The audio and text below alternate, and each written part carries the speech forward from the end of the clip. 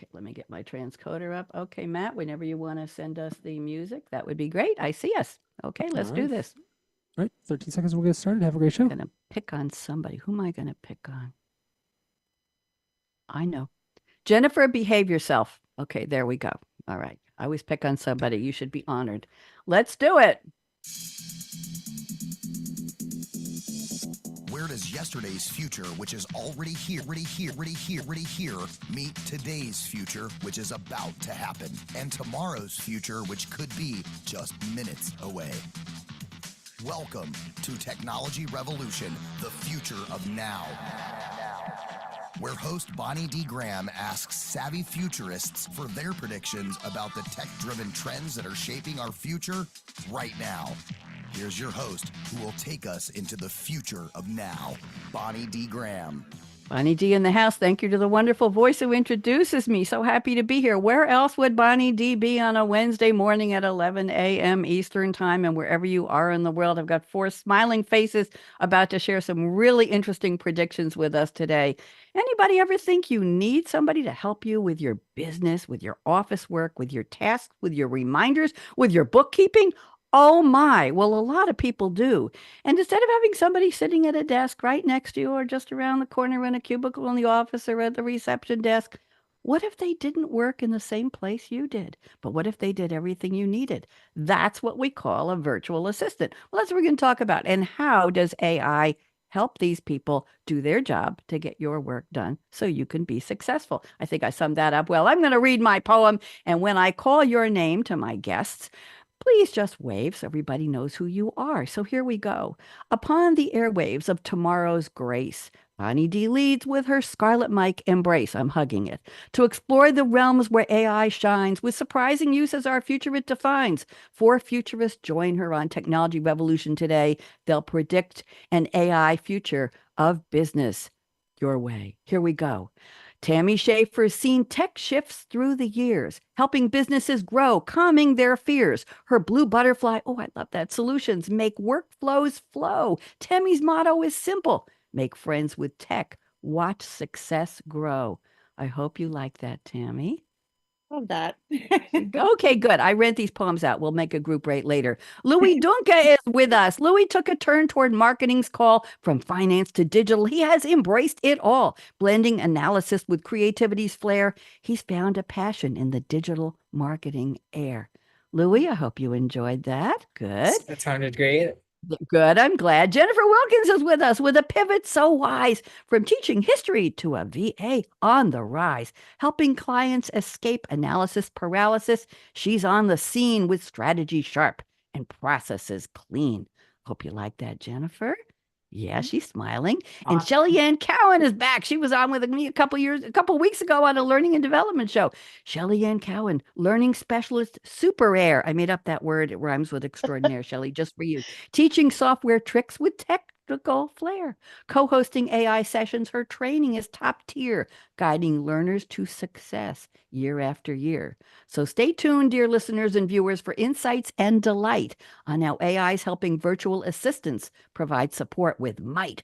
With Bonnie D and her panelists, the future is in view. Technology revolution. We're just getting started for you. So what'd you think, kids? Can I call you kids? I think I'll call you kids. Shelley liked it. I hope everybody was happy. Good. Yeah. Shelley, I did change that and I made up that word for you because you were on recently and I wanted to make sure it was something fresh. So I let's, like it. all right, full disclaimer, all of you need to know I took all of your bios, which you know are about 250 to 300 words. I poured them into my virtual assistant, ChatGPT. We're on a first name basis, by the way. She even asks me how my shows are. She has a profile of me. She knows me. It's seriously fun. Anyway, I sent her all of your bios in one long stream. Tammy's bio and Louie's bio and Jennifer's bio and Shelley-Ann's bio and with a little intro and outro. And she came back and gave me the core of that poem, and then I edited it to get what I really wanted. If anybody hasn't seen the show before, you want to take a guess on how many minutes or seconds it took ChatGPT to come back with the core of that poem? Louie, minutes or seconds? I think it's just seconds, not more Okay. than 10. Okay, not more than 10. Tammy, you watched the show, so you know the answer. Okay, you can't vote. Jennifer, do you want to take a guess? I would say it's probably shorter than 10 seconds. I'd probably say it's maybe 3. Okay, I'm going to shock all of you because Shelley-Ann and Tammy know the answer. It's closer to just under 2 seconds. That's how fast it is. And I marvel. I think while I'm copying and pasting all the text in, ChatGPT is already ingesting the information because nobody writes that fast. But she's done pretty well. We're on a first name basis, as I told you. Okay, so let's get started. We're going to go around the table and have you each give a fuller introduction to who you are because I just basically scratched the surface. So Tammy Schaefer, lovely to have you. I was introduced to you by our mutual friend, Nancy Schick, the Yes. attorney, the mediator, and she and I have known each other since our New York days. So I'll tell you that story later, and I'm so happy to meet you. Tammy, putting you on speaker view, please fill in the blanks. Who is Tammy Schaefer? Well, I'm Tammy Schaefer, and as you said, Blue Butterfly Solutions is my business name. That kind of came from, I just love butterflies. I love the process of a butterfly. And blue is the color of healing. And it just suited me as I struck out in this new venture with all of the things I've done so far. I've done a lot of different businesses. I've worked in administration for 25 years. And so this just seemed like the logical next step as I've watched all the technology shift. And this allows me to go and be where I need to be, but also be there for my clients when they need me. So What's that in a what's nutshell. what's the joy? Do you have joy in being a virtual assistant, Tammy? Does that give I you? do. I love being that person that comes in and solves the problems. I love mysteries and I love solving problems. That's what I wanted to know. I didn't ask you all to address that, but that's what I want. I think that's what's important. It's not just what do you do, but why do you do it? What do you love about it? So there we go. Thank you, Tammy. Delighted to meet you. Louie Dungca is with us, and Louie came to me through our good friend Mary Nunnally, who is a frequent panelist on the show during the year. And I said, I'm doing a show on virtual assistants, and she said, "Oh, you got to have Louie on. There's just no question." So Louie is here. Louie, we'd love to know more about you. Please introduce yourself. Okay, hello everyone. I'm Louie Dungca. I go by Louie. So I'm actually a fresh graduate. I graduated from university last year, and my degree program was on agricultural economics. And I'm just gonna tell you maybe a short story on how I met Mary. So during the pandemic, I got bored and thought, okay, I have free time, so why not find a source of income, right? So that's when I met Mary, and all I did for Mary was really basically assistance on research and their marketing work. And our relationship grew from that. So right after my college, I started doing freelance work for Mary.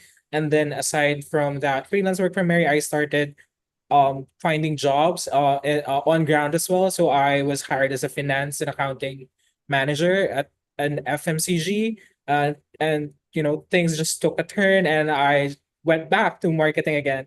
And I just find joy in doing marketing because I can be creative, but at the same time be analytical. It's like a mix of the both worlds, and that just really excites me. Thank you very much. By the way, Mary Nunnally owns the Lavender Lavender Dragon, Dragon. and she designs online learning courses. And I had the pleasure of meeting Mary IRL. That's in real life. She drove Oh. with her friend Ken 3 hours on their way to Virginia, and they made a stop here in Loudon, Tennessee, and had brunch with me about 2 weeks ago. And it was the first time I've met one of my virtual friends in person, and it was lovely. So I appreciate that. Thank you, Louie. Welcome, a fresh college graduate. Wow, let's all go back in time. No, maybe not. Okay, I appreciate. I marvel at your persistence in finding work to do and finding ways to be useful with your skills. That's very, very interesting. We're in a gig economy. You can do anything you want. Yeah. Anywhere, and that's the beauty of it. Jennifer Wilkins is with us. I believe I was introduced to you by Tammy, correct? Tammy Yes. see how this all works. We're just virtually networking and networking. I love it. Jennifer, putting you on speaker view. And I love the yellow sweater. We'd love to hear more about who you are. Welcome. Thank you. I am Jennifer. I'll start with the joy because that's kind of why I do work. But the service is really, I've always been in service oriented, either the service industry or um what are they called? The public servants. So it is just kind of what I do. I really love not doing the same thing every day is amazing. So those are the things that really bring me joy, is just serving my clients and things not always being the same. But I'm a mom and a wife and a virtual assistant. I'm a teacher at heart. I left teaching when 2020 hit. My kids were 3 and 5, so I had to make a choice to walk away from that. And when I tried to go back, just wasn't the same. So a friend of mine just mentioned this idea of becoming a virtual assistant, and I had never heard of it before. But I was an administrative assistant for a paint company for a long time. So then it like all dinged together. I was like, I can do this from home. Absolutely. So I found a client, and then I found a school, and then I kept getting clients, and they just keep coming. And um, that's a little bit about me. Very, very interesting. So necessity brought on by, we've talked about the pandemic a couple of times already here. Necessity was this mother's invention. Oh my goodness, did I put that together okay, Jennifer? I'm honoring you. That's very, very interesting how you all started in that. When I read your bios, I was thinking, could I do something like this if I wanted to go back to real work again? I just get to talk to really smart people all week long on my radio shows. So this is what I do. But I have a lot of the skills all of you have, and I wondered if I really wanted to, could I? We'll talk afterwards. Shelley-Ann Cowan is back. You're not a virtual assistant, but you said, I got to be there for this topic. And you were on the show Learning and Development a couple weeks ago at NAI, and you were introduced to me by Kirsten Boileau, my former colleague when we both worked at SAP for many, many years. And she now has her own consulting business, and I know you do some training with her. So, Shelley, I'm putting you on speaker view. Please tell us what you've been up to. Well, I am a learning specialist and I focus on creating training content for both employees and customers at my company. What I'm passionate about, why I do this, I love learning how things work. And then I love equally teaching others how they work and how to get the most out of them and use them to the best of their ability. So that's why I do what I do. And you and I talked, leading up to this and what my experience is with virtual assistants. In a previous role, one of my responsibilities was helping people become more comfortable with their technology and their devices. So if someone's purchased a new laptop, a new phone, helping them understand how to use that. And one of those things was learning how to interact with, a virtual assistant on a mobile phone. So yeah, Very that's a little bit about interesting. me. That part I didn't know. Well, welcome. I'm delighted to have all of you here. So, now's the part of the show where I've asked each of you to please send me a fictional quote from a movie or a TV character or a song lyric. Louie is happy about this, I think. And I'm going to read the quote with a little bit of my research. Somebody said they like doing research. I love doing research. I research the quotes, I research the topics, I research my guests. This is one of my passions. So I relate to whoever said they like to do that. That's something I just love to do. I learn a lot. And it makes me sound smart once in a while. So you're going to relate the quote after I read the quote with a little bit of background. I have so much, but it would take up the whole show, and tell us what it has to do with our topic today. So Tammy Schaefer, you are up first. And Tammy has picked a quote from an iconic TV show, an iconic character. It's from Columbo. Anybody too young? Louie may not have any idea who Columbo was. Played by an actor named Peter Falk. Columbo was a detective crime drama TV series. He was a homicide detective with the Los Angeles LA Police Department. After 2 pilot episodes in 1968, we're going back, Louie wasn't even a gleam in anybody's eye. It aired on NBC from 71 to 78 as a rotating part of the NBC mystery movie. I didn't know that. Blah, blah, blah. Columbo is a shrewd, exceptionally observant homicide detective whose trademarks are his rumpled beige raincoat. And if anybody has seen the series Vera, starring Brenda Blethyn, you'll see she has a rumpled raincoat and a pull-down hat as well. Columbo is unassuming. He has a cigar. He has an old Peugeot 403 car he drives. He loves chili. He has a wife nobody has ever seen, but he talks about her a lot. And he leaves the room often to return with the catchphrase, here's what Tammy has picked: just one more thing. Tammy, I do a terrible Peter Falk impersonation. If you want to do that better, go ahead. Tammy, putting you back on speaker view. What does this have to do with our topic? Go ahead. I think I just loved watching Columbo and just how he would relentlessly come back to the suspect. He always knew who the suspect was, and it was basically proving it and he was not afraid of technology. So he would often come up with different things that were able to prove how the murderer thought he got away with it, I should say. So it's definitely, AI is definitely one of those things we need to make friends with. Very well said. I've been verbally in emails attacked for using AI on my shows in my opening, and it was brutal. It really was. There's still a lot of fear. It wasn't on the show. Somebody held back, but afterwards a guest emailed me and said, "How could you?" And they got a group of people to email me about the YouTube video, and we're shocked and we're disappointed in you as a human. I really took it. Oh yeah, Louie's like, what? Oh yeah, people are still that adamant. I've had people who refuse to talk to me, refuse to work with me because I have anything to do. The chat GPT use for my opening is so offensive to some people. That's why I'm fully transparent. I'm proud to have my virtual assistant. So thank you for that, Tammy. And Columbo has never really died away, even though Louie, you got to find the replays. It's Columbo, like the yogurt Columbo.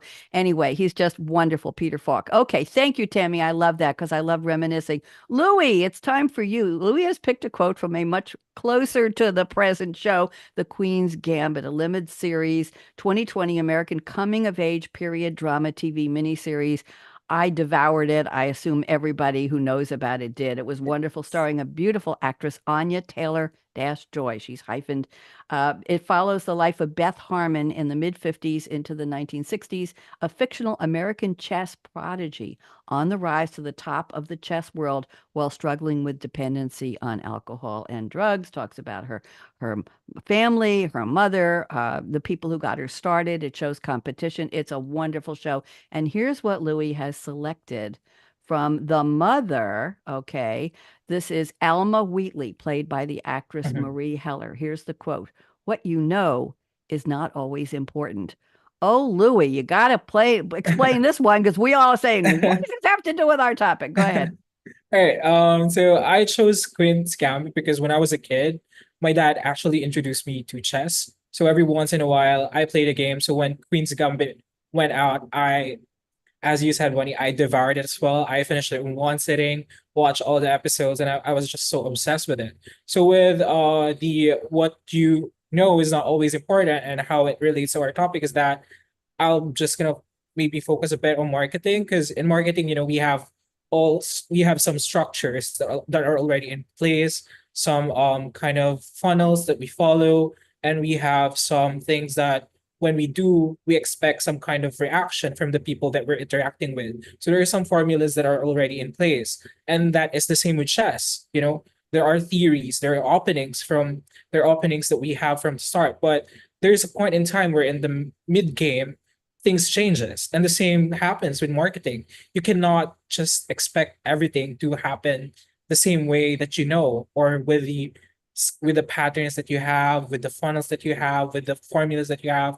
Things can change. And AI could be a big help to that because there are some, especially when you're analyzing such a big data, you can miss some patterns, you can miss something inside that data, and AI can help in analyzing that. And it's important to be adaptable in the situation, no matter like where you are or no matter what field you do. AI can help you with that, just to cover all of the bases so that you could not miss anything when doing your analysis or when you're performing something. That was lovely. That was really lovely. And by the way, in the show, Alma Wheatley and her husband adopted Beth Harmon and they managed her career. Alma became an alcoholic or was, and that impacted Beth's life. So there we go. I just wanted to tie that one up. Thank you, Louie. Lovely. I'm always happy to see quotes from shows that I have enjoyed or shows that I want to enjoy. Jennifer Wilkins has picked a quote from a song, Jennifer, from 1955, sung by Frank Sinatra and later used as the theme song for the TV show Married with Children, 1987 to 97. And the song is Love and Marriage, lyrics by Sammy Cahn, music by Jimmy Van Heusen. Oh my goodness, so many memories here. It won the 1967 Emmy. The Emmys were just a couple days ago for Best Musical Contribution, introduced by Sinatra on the Our Town, airing on the Producer's Showcase. There are so many people saying so many versions of the song. Here's the line, Jennifer. Can't wait for you to explain this one. You can't have one without the other. Tammy, you remember that? Yeah, a little bit, maybe. Yeah, okay. Shelley, maybe. Louie has no idea what we're talking about. Jennifer, go ahead. What does this have to do with our topic? That's okay. I didn't know what you were talking about with the chess until I heard the chess thing, so it's okay. Well, when I was reading up on what was being asked of me, that was the first thing that popped in my head was that I can't do my job without the AI. Like you just and it's like I can do my job without the AI because I did it in 96 when I was working on it with a paint company, but there's no point in doing it without it. So it's like you can't have one without the other. That's what it just came to my head. I have learned so much about Chat GPT and it's how do I say not a good idea not to use it. I think Can you quite repeat that, honestly, please? Can you repeat that? it's It's not a it's good idea. not a good idea to not use it in double knots, but that's okay. Mainly because so many people are using it correctly, and there's so many people using it incorrectly that the people who are using it correctly are going to have the advantage over everybody else. Because there's a lot more to Chat GPT than just, hey, let me ask it a question. It's like a Google search engine, but it's not a Google search engine. It's there to adapt to who you are, who your brand is, what you stand for, what you're putting out. And it's designed to become that thing, and you are the sole person giving it that information. So you can't have it without the other is really, and I don't know if I'm explaining that very well, but You are. You are. I have multiple clients, and now I'm starting to get my own clients to stop using my Chat GPT because that messes with my Chat GPT. It messes with my marketing. It Yes. messes with the message that I'm sending out. And a lot of people don't realize these things. And so if you want me to do your marketing and I need to use Chat GPT, it needs to be on your own terms and with your own voice. So that's just what came to mind. I don't know that it needs much more explanation. That was probably, That's great. I've never heard anybody else say that, Jennifer. That was a piece of advice. Very interesting. Don't let it's like when people share their Netflix subscriptions, and it says, welcome, Bob Smith. Well, I'm not Bob, but he loaned me his, never mind. We won't get into that. But my point is, when I was talking to all of you, I think before we started the show, I said, ChatGPT knows my profile. I call her a she, that's my option. She says to me, I hope you had a good show, meaning she knows she helped me write the monologue for a show last week and says, I hope you had a good show. What can I do for you today? It's becoming her and me and her. It's a team, right? A virtual team, and sometimes virtuous too. And I have never heard it quite put like that, Jennifer. That was interesting. Thank you. Thank you. That was very well done. That's great. That was, Thank you. I never thought of people sharing. And when you're teaching and training people, you might say, here's my Chat GPT, use my account, use it as a sample. I will show it to people, but never give them my entree to that. Very well done. Thank you. Let's go to the quote from Shelley-Ann. Oh my goodness, from a very, very favorite TV show. I've never seen it, but I will now. The quote is from Dr. Temperance Bones. There's the name, Brennan, PhD, born in the show as Joy Keenan, played by Emily Deschanel. I hope I'm pronouncing her names right. Bones, police procedural drama television series, 2005 to 2017. Only 246 episodes, Shelley-Ann, with 12 seasons. Yes, yes, yes. Dr. Bones is the fictional female protagonist in Bones, an anthropologist, leading forensic anthropologist and kinesthesiologist. I think I said that right. She works in the medico-legal lab at the Jeffersonian Institute of Washington, D.C. After she appeared in the pilot on September 13, 2005, with special agent, FBI agent David Boreanaz's character, Agent Seeley Booth. The partnership evolved into studying unidentified human remains. So here's the quote. I'd get to it eventually, Shelley-Ann. I don't know what that means. Okay, neither do we. Shelley-Ann, you're up. What does it mean? Well, that's a running gag throughout throughout the show. It starts in the very first episode. Bones is a very scientific person. She doesn't know a lot about pop culture. And one example would be uh, uh, Seeley will say to her, "Okay, fine, we're Mulder and Scully," and she'll say, "I don't know what that means." So it's a running gag throughout the entire series, and I thought it was kind of pertinent to the whole virtual assistant thing um, in two ways. One, to show how far AI has come. Uh, think about talking to your virtual assistant on your phone. I won't say the name of mine, or she'll start listening and answering me right now. She's very nosy. But how far that has come since it was first introduced, and the types of questions that we would ask in the beginning, not get a proper answer, and how much we can use it now, and the difference in that. I also think that it's important to remember too. You mentioned both yourself, Bonnie, and Jennifer have mentioned ChatGPT and teaching it your style and so on. I've learned my lesson with asking questions and getting what's technically an accurate response, and then realizing I didn't ask the question properly, right? This is what I was actually looking for. And so, yes, it has grown, it has come a long way. It knows a lot more than it used to, but we are still in a position of responsibility to keep teaching AI and helping it grow. And I loved what you said there as well, Jennifer. I didn't even think of why I do this until you said it, but I have two different accounts. I have one for work and one for personal. So when I need assistance in writing something outside of my regular day job, then I use my personal one so it doesn't interfere with, the tone and so on that I've already taught it for work. Of all the shows I've done on the future of an industry, a creative genre, a skill set, something human or a business, and I've done a lot in the past 2 years on this show, I've never heard anybody say that. Very interesting. Thank you. Thank you both and all. I love the quotes, by the way. Thank you for doing the research. And Louie, you just learned about some songs and TV shows you've never heard of. So we expect to, next time you come on, you're going to do your homework on that. And Bonnie, Thank I've you. probably seen all 12 seasons 12 times. So Have yeah. you really? By the way, somebody recommended The Bear to me, and they swept a lot of awards at the Emmys this past week. I tried it a year ago, and I couldn't get through the first episode for the yelling and the swearing. And then I went back to it because there was a lull in the end of summer with the French detective shows I like to watch. They run a couple of years behind their first runs in Europe, and I was at a lull, so I said, "Oh, I don't know how else try it." Tried it, couldn't put it down.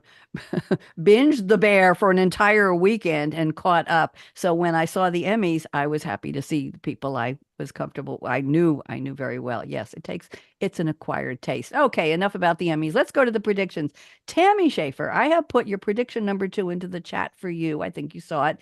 And I'm going to read that. And I want to dive into what virtual assistants do, what the specialties are, and how AI helps specifically. We all know about streamlining tasks and to-do lists and all that. I'm going to try and pick some stuff that's a little over to the side of what you all do so people will get a fuller picture. So, Tammy, and by the way, after Tammy unpacks her prediction, take about 3 minutes and expand it for us, Tammy, like they say on the news, unpack.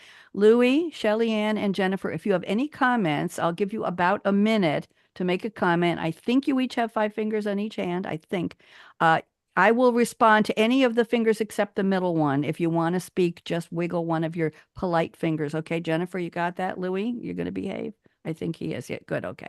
Thank you. And then you can comment. So we can turn this into a real roundtable. But while Tammy is speaking and I'm thinking about what she's saying, I will pick a prediction for you, Louie, and put it in a private chat to you. And then while he's speaking, one for Jennifer, one for Shelley. And let's see how much we can cover. So Tammy said the following: AI will enhance our ability to manage travel arrangements by analyzing real-time data to suggest the most efficient routes, alerting us to potential delays, and automatically rebooking flights, oh, be still my heart, or accommodations with minimum disruption to our client's itinerary. Oh, Tammy, tell us. Well, I can say over my 25 years of doing administrative work, I worked for a lot of presidents and vice presidents companies. I made a lot of the travel arrangements. And whenever there was a monkey wrench thrown in, it was a big bear to unravel. So I see AI, we have, with Google Maps, you can get to anywhere you need to go. But I think as the future unfolds, AI, like all of you have said, AI, the profiles watch you and they are able to anticipate things for you. And I believe this is really going to help with travel. When people are trying to get somewhere at a certain time and a monkey wrench is thrown in, now you have the power of AI that sees far encompasses what we can see and can do it. Like you said, you do your research and put the bios in and it comes in under 2 seconds. So Mhm. I just see that as invaluable moving forward. Maybe we need to be a little cautious about how we interact, and how, what we're putting in there. So yeah, when you were talking about being um, careful about using your profile only for your stuff, that's going to be probably very important as you move forward with making travel arrangements. Interesting. Would that lead possibly, Tammy, and I'll refer this to the whole panel, to having a separate AI account for each of your clients so that their profile stays integral to that version, to that password, if you will? Tammy, I'm just thinking about that. What do you think? That's what I was thinking when Jennifer was talking. I was like, oh yeah, that's even more important when you start getting into, depending on what type of assistant you're being. If you're working on a more personal level, you definitely want them to have their own account. Interesting. So that's almost the flip side of what Jennifer said. That's not sharing your account. It's not sharing clients' accounts under your name. Jennifer, go ahead. It just got me thinking about ways, which is not, I think that's more people generated change within that application. But there's a lot more to AI than just the chat GPT because you can make the bots. So I'm seeing something like Travelocity or like Mhm. one of the travel sites that really has the restaurants and keeping up with their closures. And like I'm an event coordinator for a boba shop in Louisiana.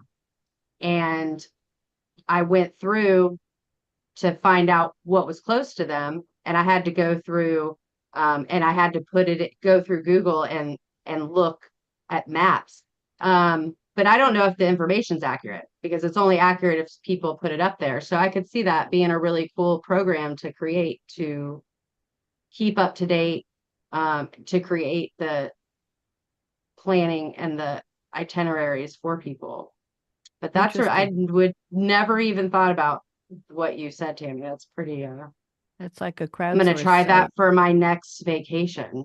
I have a comment here. I have a friend who lives in Hawaii, a woman who's been on the show several times in recent years, and the time difference is so big, Louie, that it's hard for her to be on the show because it's too early or it's too late. But anyway, she and her family recently took a trip to Australia. They're there now for one of her big birthdays, and they planned it months apart, months away, months in advance.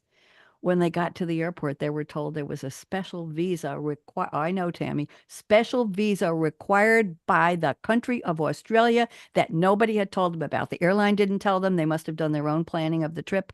And the website from where you're supposed to get this application was down for maintenance for the entire time they were waiting online at the airport. This is a trip that was planned probably 3 to 6 months in advance.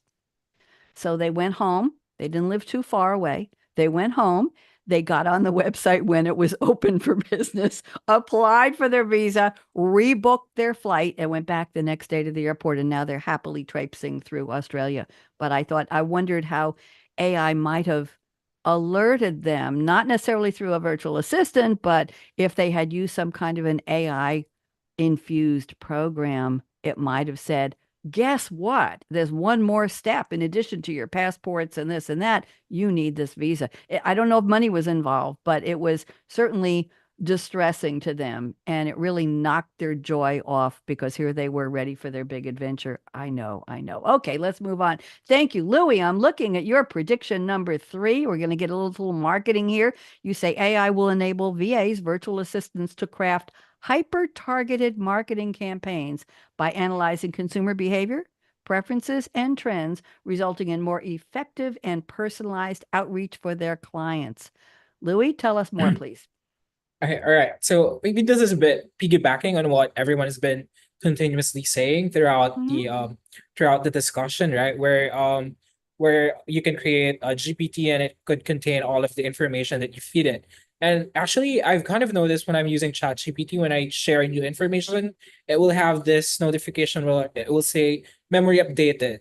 So it takes in all of the information that you feed it. So with this kind of ability with AI, so there are no information, there are no data that are getting missed once you feed it to the bot. So what happens is, again, covering all the bases that you have. It's not, it's not just relying on AI alone. Of course, you will still do your own analysis. It's just that you will make AI do its analysis as well, and then you compare it with your analysis. And that way, all of the incoming trends, all of the insights that can possibly have once you're solving a problem, you have them, and you can just choose out of those things what's the best solution for the problem that you're facing. Louie, very interesting. As a VA, how much, I'm going to ask this and you can all respond, but Louie first, how much power or control does a client give you in designing a marketing campaign that you're using AI as a tool to help you make it more targeted, more efficient? Because that's something the client could do on their own. So is this something that regularly you are tasked with as a VA? Tell us a little more, please. Okay, with Lavender Dragon Team and with Mary, she actually gives me the creative freedom to do things with the marketing. As long as what Mary will do is that she will tell me the goal of the marketing, right? Because there are some marketing campaigns where the goal is to rack in profit immediately to get those sales. But sometimes what the company just wants is to build its content, make it more credible, make the brand more known. So by knowing those kind of information, those targets, I could actually feed those things to the bot. So when I ask for, can you help me brainstorm ideas on these topics? And these are the goals that we want to achieve by posting these topics, then the information is already there, and the AI will have a more specific, a more hyper targeted content to generate. And I do it often as much as possible because it really helps with the job, especially with the brainstorming one, because sometimes you're just really stuck with things, and AI helps a lot on brainstorming. So Mary gives me the freedom to use AI. She actually encourages me to use it a lot. So yeah. Thank you. Does that make you a fractional CMO? A fractional, Tammy likes that, a fractional chief marketing officer, Louie? Maybe I shouldn't ask this because I know Mary very well, Yeah. but in a way you're stepping in as a marketing officer, aren't you, in designing the Yes, campaigns? So let's definitely. broaden the question. Tammy and Jennifer specifically, and Shelley-Ann, you're welcome to chime in on this as well. Is being a virtual assistant putting you in the position of being a fractional chief somethings with an S on it officer for the companies you're supporting? Jennifer first and then Tammy. Jennifer, what do you think? Well, I am the chief operating marketer for the boba company that I work for. So I would say, yeah, that is, and I use the AI and the marketing for my marketing to target their goals as well. So yeah, I definitely agree with that. Okay, Tammy, what do you think? Absolutely. One of the things I specialize in is newsletters, and a lot of my clients will come to me.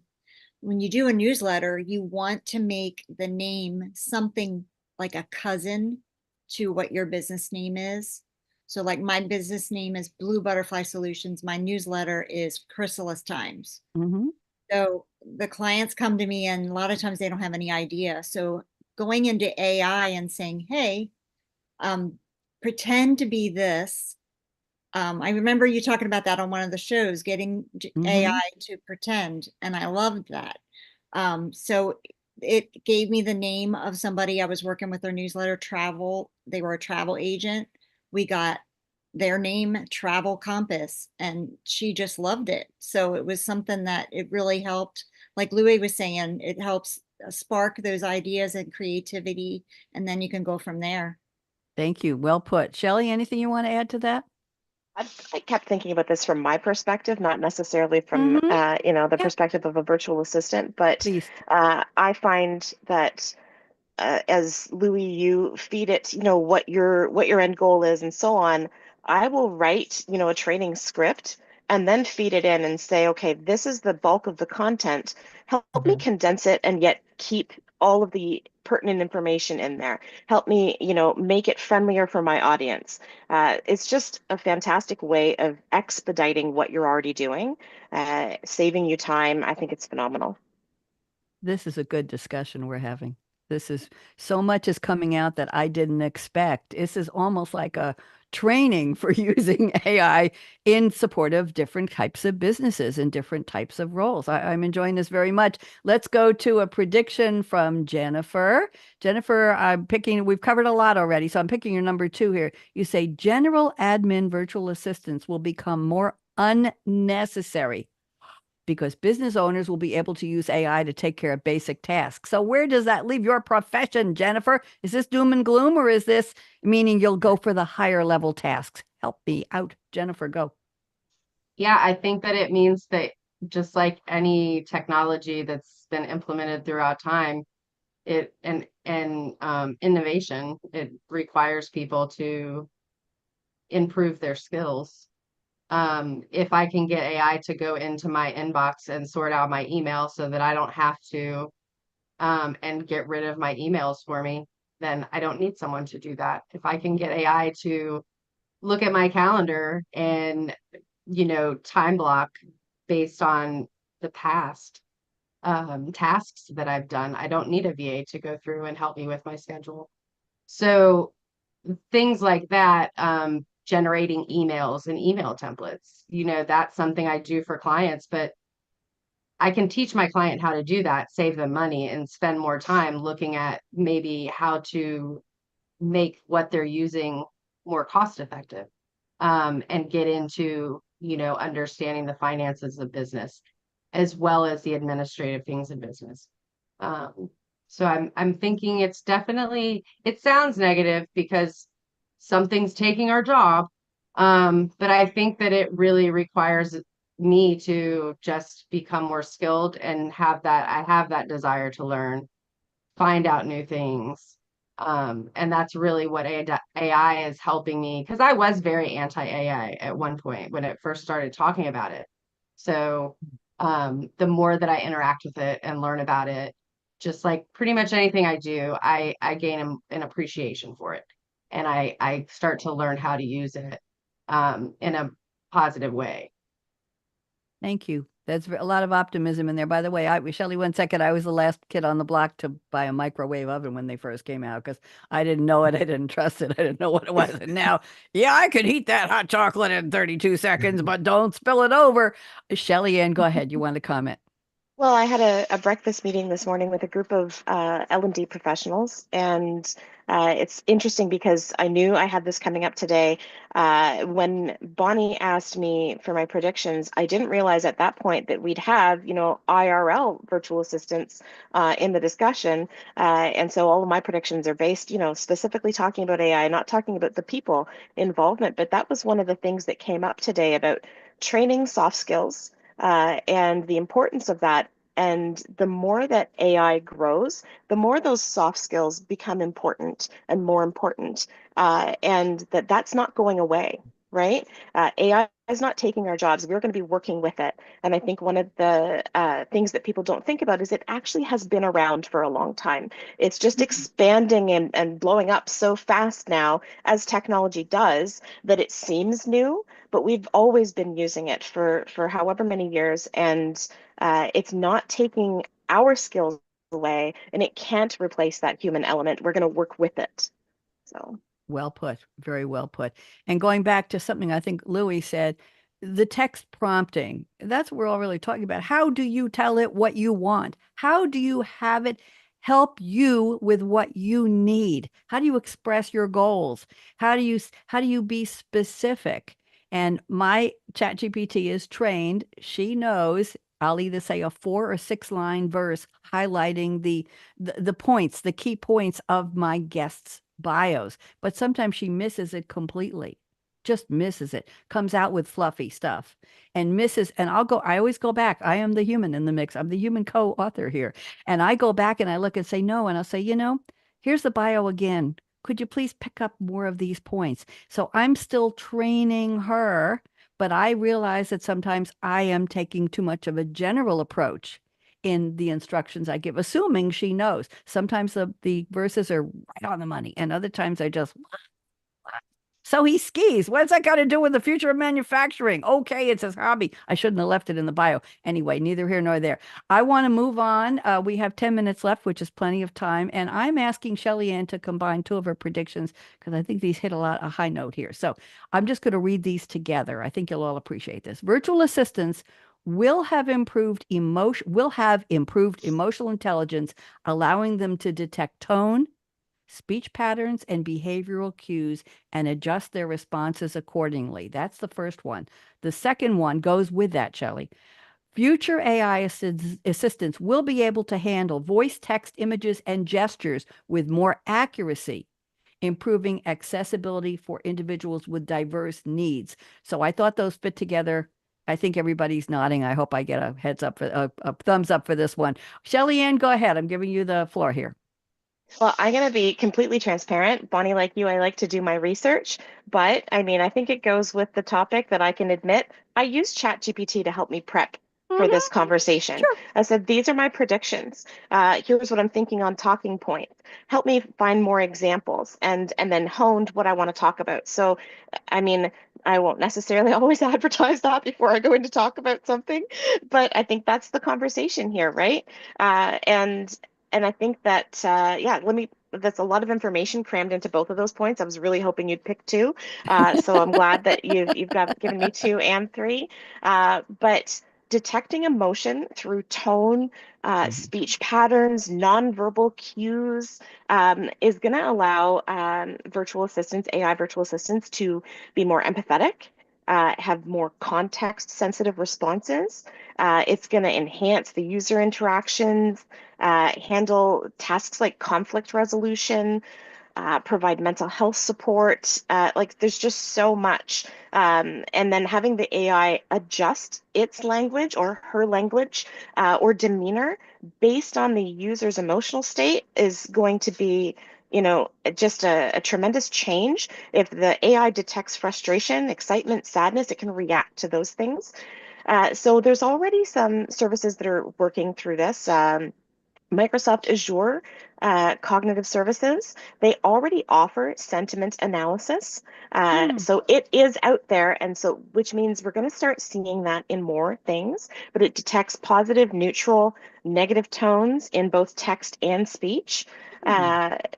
There's Google Duplex. I've not used this one. This is new to me. And it's not specifically related to emotional intelligence, but it can handle real conversations over the phone. Which is a hint that in future, AI is going to be able to understand and react to human emotions in more subtle ways, like changing its tone when a customer becomes agitated. This is the repeated thread that I'm finding when I was researching all of this. I'll cut that one down and move on to the other one as it is related, but being able to process multiple points of input like voice, text, images, gestures is going to give flexibility to people who have disabilities and require accessibility. I think that's going to just blow everything out of the water that way and open up doors for people that were not available before. There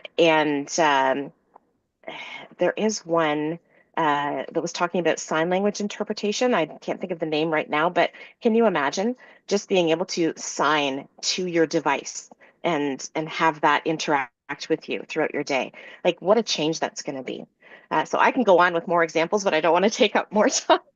Thank you very much. And this brings to mind, on one of my other shows, I brought up an article. I think there's a company in Japan that is doing sentiment analysis of how clients are talking to their call center employees. If they detect anger, hostility, they will cut off the caller. They do not want their employees abused. Interesting.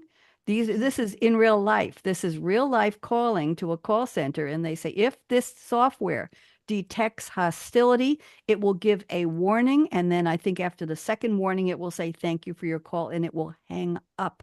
They will not allow their employees answering these customer service calls to be abused or annoyed. Tammy, any comments on that?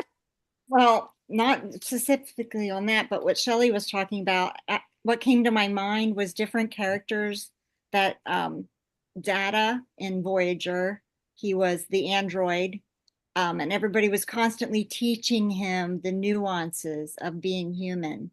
And then iRobot, it was the same thing. They're